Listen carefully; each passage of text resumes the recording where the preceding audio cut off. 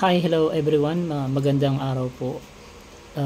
For today's topic, i-discuss po natin yung paano po i-convert yung Atome credit sa installment plan. Kasi dun sa mga nagtatanong, paano nga ba i-convert? Kasi hindi mo naman siya makikita agad-agad dun sa apps.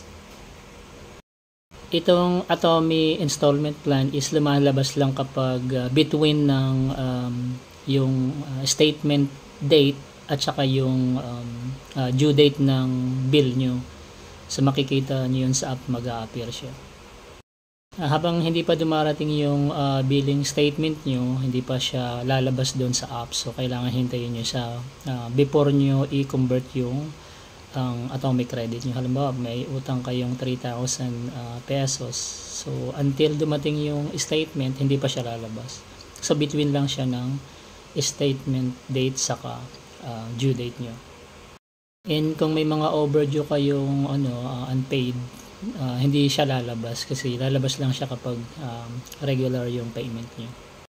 Guys, so dumating na nga yung billing statement ko, more than 3,800 pesos last. Nilaro ko tong si apps kasi nakita ko na lumabas na yung option dun sa apps. Papakita ko. Hindi ko nga masyado na screenshot, so magbibigay lang ako ng example. So once na dumating na yung billing nyo, lalabas na yung option to pay. Like yung ang option dun is 3 months, then may 6 months, may 9 months, and sa iba meron silang 12 months. So ang ginawa ko, nilaro-laro ko tong si apps, tinignan ko yung yung mga option ng installment plans.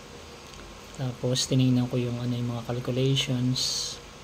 So bababa nga kasi from the base amount, bababa yung nyo, yung babayaran nyo monthly. Eh kung medyo gipit kayo at wala kayong pambayad na buo, is pwede nyo siyang option na installments. Pero ito yung trick guys kasi hindi ko unexpected na na accidentally ko na pindot yung hindi pa naman talaga ako ready na pay installment kasi gusto ko talaga siyang bayaran ng buo. Nung napindot ko, sinubukan kong pindutin yung yung installment, na pindot ko tong 3 months. So ang nangyari, gusto ko na siyang ibalik sa regular monthly payment para mabayaran ko siya ng buo. Wala nang option doon guys na ibalik nyo siya sa normal, kasi once na click nyo pala yun, hindi nyo na siya maibabalik. So installment plan na talaga siya. So yun yung trick doon, na hindi nyo na pwedeng ibalik. Once nyo na-click yung pay installment, so mako-convert na siya. So no choice kayo, kailangan yung installment yung yung amount na kaya nyo, na dapat nyo bayaran. So doon medyo tricky kasi hindi naman ako ready na installment. So yun. So ito nga, ito na yung purpose na create ko yung video na to, para sa lahat na hindi pa nakakalam is malaman nila na ganun nga, na wala ng option. So dun nga guys, nung tiningnan ko yung calculation ng installment, so papakita ko na lang sa inyo doon sa calculator din paano kinompute. So medyo medyo tricky nga guys, medyo malaki kasi nung tiningnan ko yung tubo ni Atome sa 3 months, tinotal ko, umabot ng 700 pesos. Doon lang sa amount of around 3,900 pesos, medyo malaki. So kung i-calculate nyo sila, papalo siya ng almost 18%, napakalaki. So parang 17.99 or 98, parang ganun.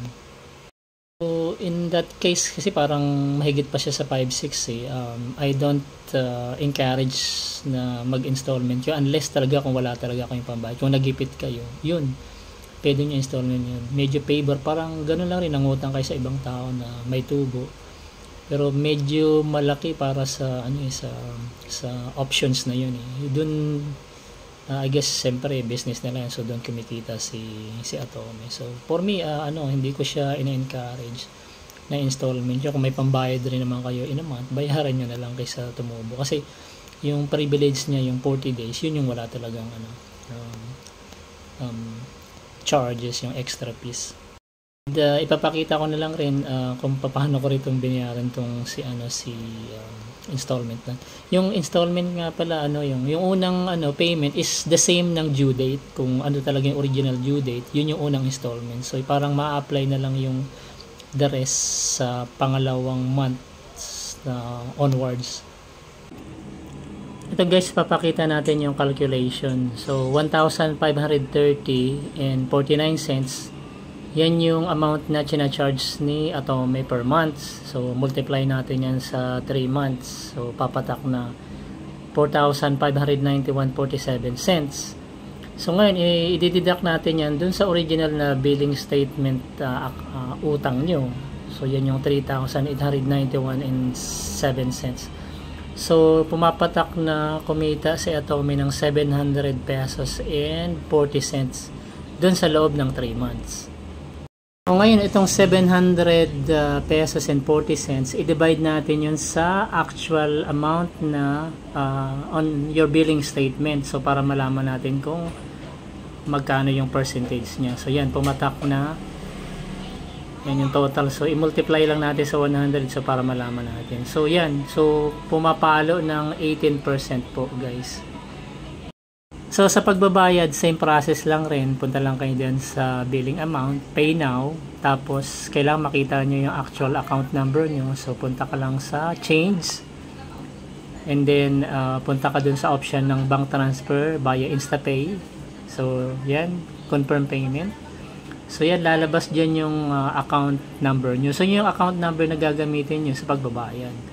So i-copy nyo lang yan, tapos punta kayo dun sa GCash apps nyo, punta lang kayo din sa transfer, tapos hanapin nyo lang si AUB, tapos i-fill out nyo lang yung form kasama yung account number, tapos confirm yung amount ng payment. Tapos makaka-receive kayo ng confirmation kay Atome ng payment nyo. So guys, marami palang salamat sa pagsubaybay, and I hope na katulong to dun sa mga nagtatanong paano mag-installment. At least may idea kayo na katulad na na-experience ko na medyo tricky kasi we are new sa buy now pay later ni Atome.